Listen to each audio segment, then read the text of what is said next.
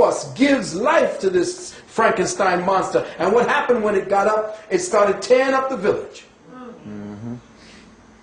So it's our focus of attention to the church, to the politics, to the education system. Those are all the limbs of the Frankenstein monster.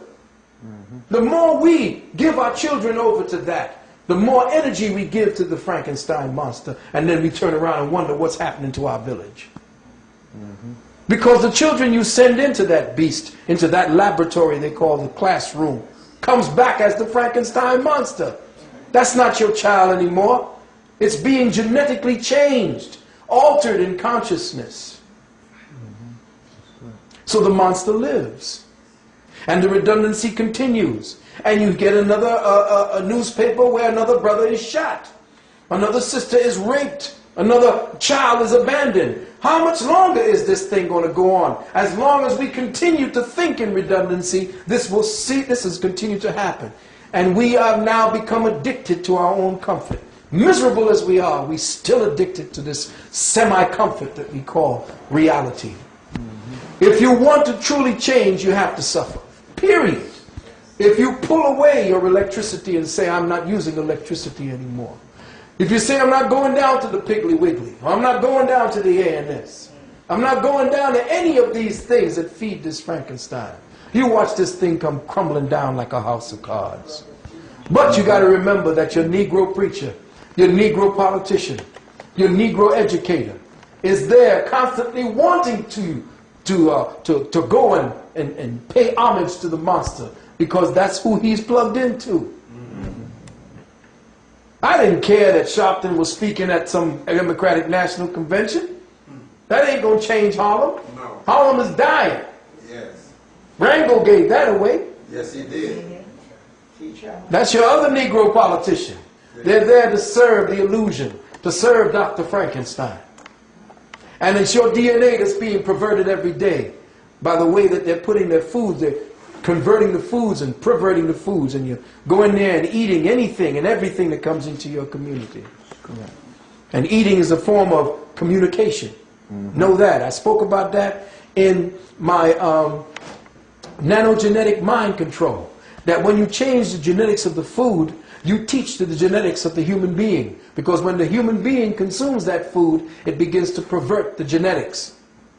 So you can genetically mind control somebody without lifting a finger, by simply getting them to eat the food that you're perverting. And your body no longer is going to be the same. The legacy that you have from your genetics, your sperm and your egg, will no longer be the same genetics passed on to that child. And that's why you have so many faggots and homosexuals and lesbians running around today. I know you're mad at me for what I'm saying, but somebody's got to say it. At the end of every civilization, there's one thing common to all of them. Greece, Sumer, Kemet, all of them fell just when homosexuality began to rise. Go back to all of your histories and see if I'm lying. And that's based on perverted genetics. So understand and understand that what we're doing right here is not just floating off the top and putting up theories, or what do you call it? This is a science that they will never teach in school. They'll never teach the young genetic student, why is there such a redundancy just to one amino acid?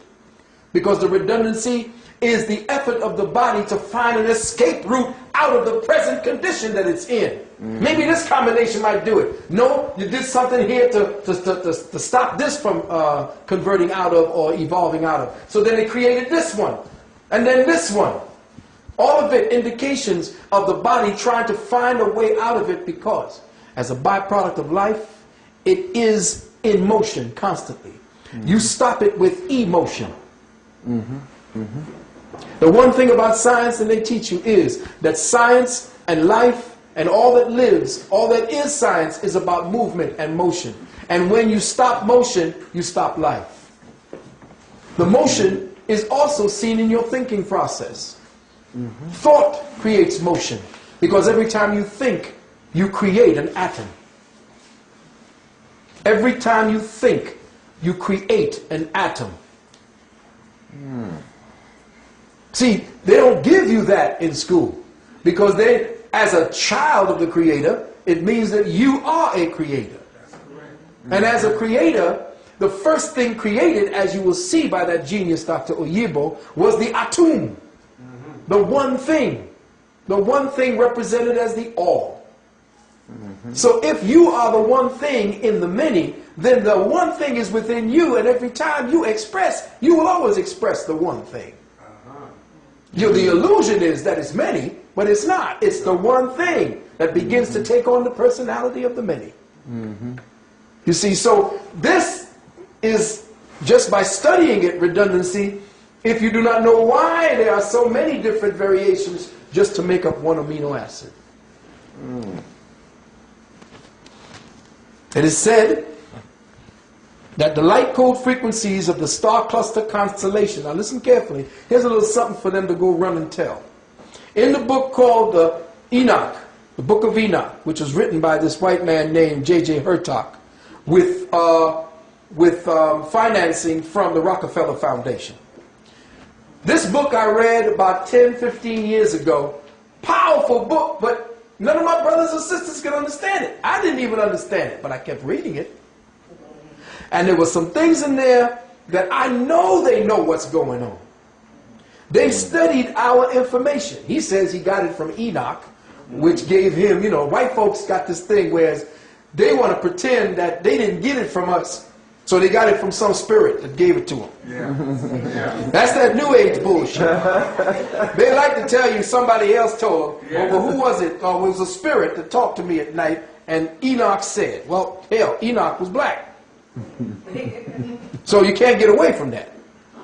So in it, trying to remember what he was saying, I put this down. I says, the light code frequency of a star cluster known as Alpha Draconis represents the star grid system program that is entropic in nature. Entropic means that it sucks energy, that it leaves a void of energy, that causes certain energies to want to come to it.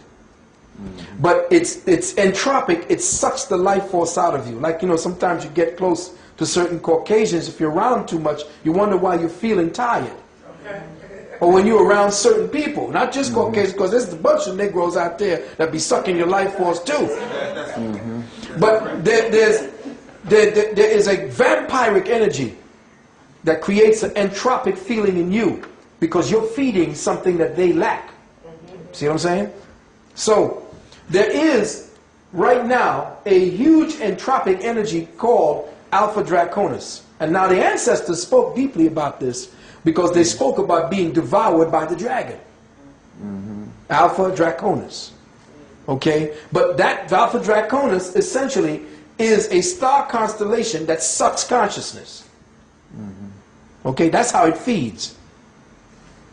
Now as a result, it is said to devour all consciousness potential and keep planispheres like Earth chained or locked into the entropy of singular sun systems. In other words, we had, at another time, back 30 years ago, you were there taping this, people thought we was crazy, there were at least two suns in our star system. One that was magnetic, one that was electric. Problem is, the other one got knocked out of our field of vision, and it turns when we turn. So we don't see it. And that's why they've been sending all these things to the sun. And sometimes we're not seeing our sun. You see what I'm saying? So at this point right now, we're looking at the sun, and where we are in conjunction with the sun, if it's a singular sun, it causes problems for us. This is an electrical sun, and it causes some deep problems for us. So now, the singular sun system causes consciousness to be, depreciated. This causes the collective consciousness signal bands of our species consciousness, because as a collective species, as we think and as we are emoting, we create an energy field that is not only of our own singular one, that is like our aura, but it collectively coats the earth. So all of the billions and billions of people thinking and feeling sets up an energy grid around the planet. That's correct. Okay? Now that energy grid around the planet is being devoured